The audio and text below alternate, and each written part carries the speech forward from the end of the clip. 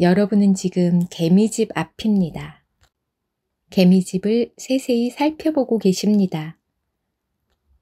겉으로는 그냥 흙더미일지 몰라도 그 안은 숨막히는 바쁜 세계입니다. 누군가는 알을 옮기고 누군가는 수분이 있는 통로를 파내고 어떤 개미는 방향을 잃은 동료를 부드럽게 밀어내며 길을 정리합니다. 모두 자신이 무엇을 위해 일하는지 전체적 맥락을 모릅니다. 심지어 여왕개미조차 그 모든 걸 지시하진 않습니다. 예를 들어 한 개미가 바깥에서 먹이를 찾아 돌아옵니다. 그 개미는 땅 위에 페로몬을 살짝 남깁니다.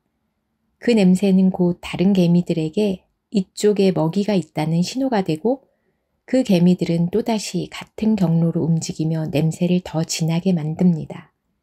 그러면 그 길은 점점 많은 개미들로 붐비게 되고 마치 누군가가 도로를 설계한 것처럼 완벽한 이동 경로가 생겨나는 것입니다.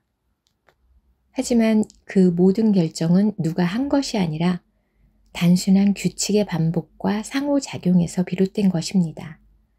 이렇게 생겨난 개미집은 환기 시스템이 있고 쓰레기장이 따로 있고 심지어 아기 개미들을 키우는 보육실까지 있습니다. 그 복잡성은 웬만한 도시보다 더 정교합니다. 그런데 그 모든 것은 개미 한 마리의 머릿속엔 없습니다. 전체의 청사진도 설계도도 없습니다. 그런데도 어떻게 이 모든 것이 가능할까요? 이것이 바로 창발성입니다. 단순한 개체들이 단순한 규칙을 따라 움직이는 가운데 그 움직임이 겹치고 엮이면서 예상할 수 없는 복잡성과 질서가 스스로 탄생하는 것입니다. 이 개미집은 결국 작은 것들이 모여서 큰 질서를 만들어낸다는 그런 진리를 흙 속에서 증명하고 있는 것입니다. 개미들이 지하 도시를 건설했듯이 인간의 뇌 속 깊은 곳에 있는 뉴런들은 또 다른 전기적 도시를 만들어냅니다. 이것은 의식이라는 우주의 가장 정교한 불꽃이 일어나는 현장입니다. 당신의 머릿속에서는 지금 이 순간에도 수십억 개의 뉴런이 깨어나서 서로에게 속삭입니다. 전기신호, 화학적 파동, 미세한 자극. 뉴런들은 당신이 의식하지 못하는 세계에서 불꽃처럼 반응하고 다시 가라앉고 또다시 점화됩니다. 각 뉴런은 그저 단순한 스위치일 뿐입니다. 자극이 오면 신호를 보내고 자극이 약하면 조용히 침묵합니다. 지극히 기계적이고 단순한 반복. 이 작은 세포 하나하나는 나는 나다라는 자아도 생각도 느낌도 갖고 있지 않습니다. 그런데 그 단순한 수없이 많은 스위치들이 마치 교향곡처럼 맞물려서 기억이라는 선율을 만들고 사랑이라는 감정을 울리고 심지어 나는 누구인가 라는 질문을 생각해내는 것입니다. 한 뉴런이 옆 뉴런에게 신호를 주고 그 옆 뉴런은 다시 또 다른 뉴런을 자극하고 그 파동이 시간의 흐름을 따라서 도미노처럼 뇌의 미로를 타고 번져나갑니다. 이 파동은 마치 해변의 파도 같기도 합니다. 서로를 밀고 당기면서 파열음처럼 터지고 때로는 고요 속에 갇혀 있다가도 어느 순간 웃음이라는 반응으로 튀어나오기도 합니다. 그 누구도 이 파동의 전체 지도를 그리지 않았고 그 어떤 뉴런도 나는 생각하겠다라고 선언하지 않았습니다. 하지만 당신은 지금 생각하고 있습니다. 당신은 지금 이 말을 듣고 있습니다. 당신 안의 창발성은 지금도 살아 움직이고 있습니다. 이것이 바로 뇌라는 유기체가 보여주는 창발성의 경이로움입니다. 단순한 신경의 상호작용이 당신의 감정, 추억, 두려움, 욕망, 상상, 사랑을 만듭니다. 그러니 우리는 묻습니다. 나는 나의 뉴런인가? 아니면 그 모든 뉴런이 만들어낸 하나의 결과인가? 이제 우리는 인간 정신의 신비한 탄생 과정을 따라가면서 생각이라는 가장 고귀한 능력이 어떻게 출현하게 되었는지를 탐구해 보려 합니다. 우리가 지금 당연하게 여기는 의식은 사실 단순한 요소들의 상호작용에서 스스로 출현한 현상입니다. 스티븐 존슨은 이 과정을 창발이라고 부릅니다. 창발은 설계도 없이, 상부의 지시 없이, 아래로부터의 상호작용만으로 더 높은 질서가 탄생하는 그런 현상입니다. 앞에서 예를 든 것처럼 개미 하나하나는 똑똑하지 않지만 수천 마리 개미들이 서로 단순한 규칙을 따라 움직일 때 놀랍도록 정교한 사회가 생겨납니다. 이것은 곧 인간 두뇌에서도 일어나는 현상과 맞닿아 있었습니다. 흥미롭게도 창발은 생물학적 뇌 안에서만 일어나는 것이 아닙니다. 도시도, 시장도, 심지어 인터넷도 창발적 구조를 지녔습니다. 예를 들어서 고대 도시 바빌론이나 현대의 뉴욕을 보면 개별 시민은 전체 도시를 통제하지 않습니다. 하지만 도시에는 패턴이 생기고 기능이 생기고 문화가 발전합니다. 이처럼 창발은 전체를 아는 자 없이도 복잡하고 유기적인 시스템이 형성될 수 있음을 보여줍니다. 그리고 그 구조는 인간의 뇌와 너무나도 닮아 있습니다. 창발성은 디지털 세계에서도 뚜렷하게 나타납니다. 인터넷은 처음부터 지금의 구글, 유튜브, 위키피디아를 예측하고 설계한 것이 아니었습니다. 수많은 사용자들의 상호작용, 링크, 검색, 업로드가 쌓이면서 지식의 거대한 네트워크가 탄생한 것입니다. 스티븐 존슨은 이러한 현상을 자기 조직화된 지성의 탄생이라고 부릅니다. 더 나아가서 인공지능 역시 창발적 사고를 모방하는 시도로 볼 수 있습니다. 심층학습, 뉴럴 네트워크, 이 모든 기술들은 뇌의 구조를 모방해서 생각처럼 보이는 것을 만들어가고 있습니다. 의식은 단순히 자극에 반응하는 것이 아닙니다. 그것은 자기를 보는 눈을 가지는 것입니다. 우리는 기억을 가지고 있고 미래를 계획하고 감정을 느끼고 의미를 찾습니다. 이 모든 복합적인 활동은 창발의 궁극적인 형태로 뇌라는 작은 유기체가 스스로를 나라고 부르기 시작한 기적입니다. 존슨은 말합니다. 의식은 절정의 창발이다. 그렇다면 이 창발은 어디를 향하고 있을까요? 우리는 지금 창발의 다음 단계를 마주하고 있습니다. AI와 인간의 공진화, 인간 지능의 확장, 기술이 생각의 일부가 되는 시대. 존슨은 기술에 대한 맹목적인 찬양도 두려움도 아닌 이해와 공존의 태도를 강조합니다. 우리는 스스로를 창조한 뇌를 이해함으로써 미래의 우리를 조금 더 잘 만들 수 있을 것입니다. 우리는 개미보다 조금 더 복잡한 존재일 뿐입니다. 그렇지만 그 조금의 차이가 우주를 상상하고 시를 쓰고 지금 이 순간을 가능케 합니다. 뇌의 생각의 출현이라는 책에서는 뇌를 넘어서 인간이라는 존재 자체를 묻습니다. 우리의 생각은 어디에서 왔고 어디로 가고 있는가? 그 물음에 대한 여정은 끝나지 않았습니다. 지금 이 순간에도 여러분의 뇌 속에서 또 하나의 생각이 출현하고 있습니다. 그러면 이제 우리 사회에서 창발성이 가장 절묘하게 드러나는 부분은 어디인지 살펴보겠습니다. 창발성이라는 개념이 단순히 생물학이나 과학 이론을 넘어서 현대사회라는 실시간 실험실 속에서도 끊임없이 출현하고 있습니다. 그리고 그 중에서도 가장 절묘하게, 은밀하게, 동시에 폭발적으로 드러나는 영역은 바로 디지털 소셜 네트워크, 특히 밈 생태계입니다. 누군가가 이걸로 유행을 만들자 하고 명령하지 않았습니다.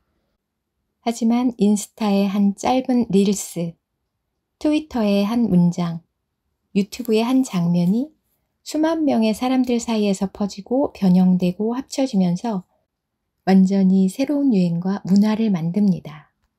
짤 하나가 정치 담론을 뒤흔드는 것도, 강아지 밈이 전 세계인의 감정을 연결하는 것도 전부 중앙 통제 없는 창발적 진화의 결과입니다. 한 개인이 만든 콘텐츠는 다른 사람들의 반응, 패러디, 편집을 통해서 처음 의도와는 전혀 다른 방향으로 진화하고 밈의 생명체처럼 살아 움직이게 됩니다. 이것은 마치 뇌 속에서 뉴런이 하나의 자극을 받아서 어디로 튈지 모르는 반응을 만들어내는 것과 똑같습니다. 또 하나의 예는 집단지성 플랫폼입니다. 위키피디아, 레딧, 지식인, 오픈소스 개발 커뮤니티. 누가 전체 백과사전을 설계했나요? 아닙니다. 각자 조금씩 기여하고 수정하고 논쟁하면서 결과적으로는 믿을 수 없을 만큼 정교한 정보체계가 등장했습니다. 지휘자도 설계자도 없지만 전체는 기능하고 있습니다. 이건 창발성 그 자체입니다. 한편으로는 비트코인, NFT 같은 새로운 금융 생태계 역시 창발의 전형적인 사례입니다. 수만의 참여자들이 정보를 공유하고 행동하고 조정하고 기존의 법적, 제도적 시스템 없이도 금융, 계약, 사회적 합의가 가능해졌습니다. 중앙은행도 없고 국가도 없는데 신뢰가 작동합니다. 그 신뢰는 코드를 타고 커뮤니티를 타고 집단 감각이라는 뇌처럼 움직이게 됩니다. 현대사회에서 창발성은 플랫폼을 통해 폭발한다고 할 수 있습니다. 그건 테크놀로지이기도 하고 문화이기도 하고 무형의 의식처럼 우리 사이를 떠다닙니다. 개미집이 흙 속 도시라면 우리는 지금 데이터 속에서 살고 있는 개미들인지도 모르겠습니다. 하지만 무섭도록 아름답게 우리도 서로를 모르면서 전체를 만들고 있습니다. 창발성은 너무도 매혹적이지만 동시에 예측 불가능하고 비책임적이기까지도 합니다. 가장 무질서한 방식으로 질서를 만든다는 것, 그것은 아름다우면서도 위험합니다. 페이스북이나 유튜브, 틱톡 등은 사용자의 관심을 바탕으로 정보를 퍼뜨립니다.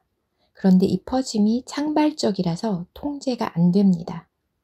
그래서 음모론이나 가짜뉴스, 백신 거부 운동 등이 개미집처럼 자생적으로 만들어지고 퍼져나갑니다. 이렇듯 아무도 의도하지 않았지만 결과는 실제 사회를 해치는 지적 바이러스가 되기도 합니다. 트위터에서 한 문장이 올라옵니다. 비판이 이어지고 캡처가 퍼지고 해시태그가 등장하고 어느새 전혀 의도하지 않았던 사회적 처벌이 창발됩니다. 여기엔 판사도 절차도 심지어 진실도 없습니다. 단지 감정의 파동이 서로를 증폭시키면서 한 사람을 지워버리는 그런 질서를 만들어내는 겁니다.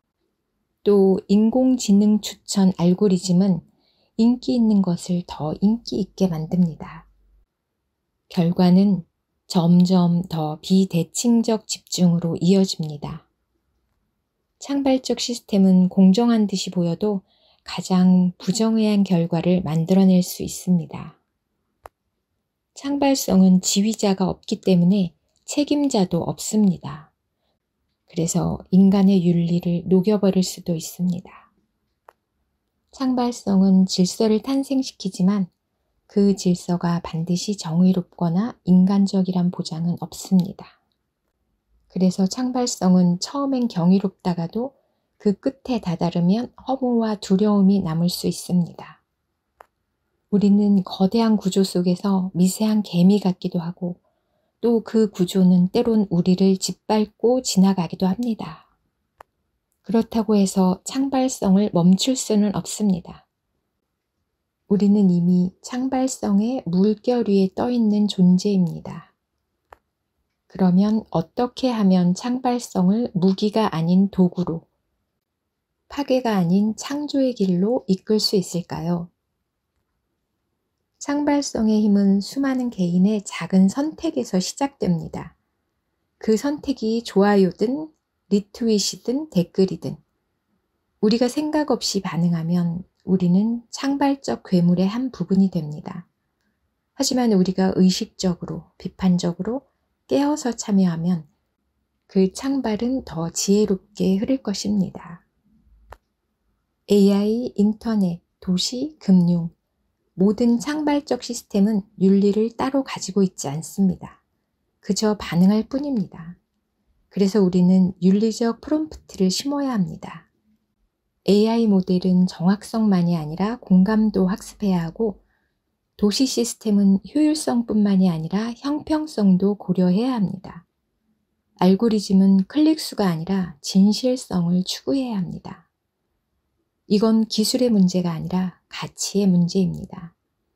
창발적 구조에 인간의 가치를 넣는 일, 그게 바로 문명의 브레이크이자 연료입니다. 지금 우리는 너무나 많이 연결되어 있습니다. 하지만 정제되지 않은 연결은 오히려 혼란을 낳습니다. 창발적 구조 안에서 무작위 연결이 아니라 의미 있는 연결을 만들어야 합니다. 연결된 정보 속에서 성찰의 길도 만들어야 합니다.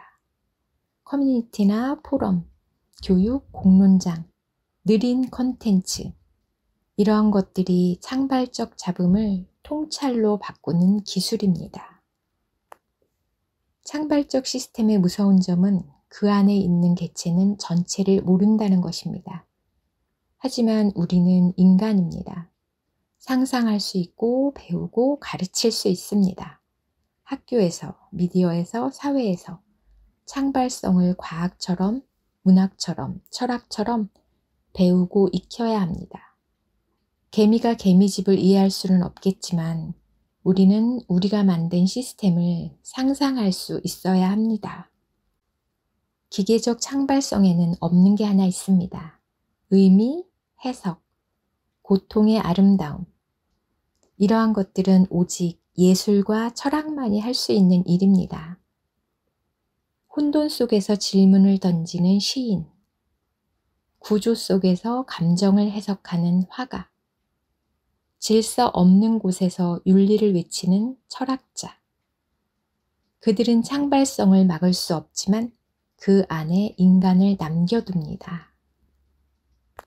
창발성은 더 이상 과학 개념이 아닙니다. 그건 우리의 생태이고 정치이고 언어이고 인생입니다. 우리는 그것을 이해하고 그 안에서 살아야 하고 또 때로는 새로운 꿈을 주입할 줄도 알아야 합니다. 우리는 개미이지만 동시에 개미집을 상상할 수 있는 존재입니다. 그 상상이 문명을 구합니다. 오늘도 함께 해주셔서 더 의미 있는 시간이 될 수 있었던 것 같습니다. 감사합니다.